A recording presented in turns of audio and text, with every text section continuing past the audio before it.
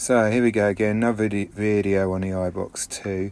I don't know if you're like me, but I'm always concerned about the depth. I'm never 100% sure I've got it right. So I've dry fitted the valve into the iBox backing plate, and then you unlock those green clips and you can pull it out, and it does come out to about 108 from the back of the valve to the front of the face plate, and then you push it in and it does go into about 80 millimeters.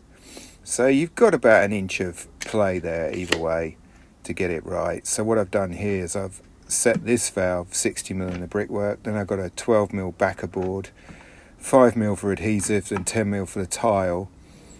So hopefully I should be about within the sort of 90mm range, and I'll just put a tile on with the backer board just for peace of mind for myself, so I know it's not going to be a problem at the end. And so I've got plenty of movement either way, and that should be fine.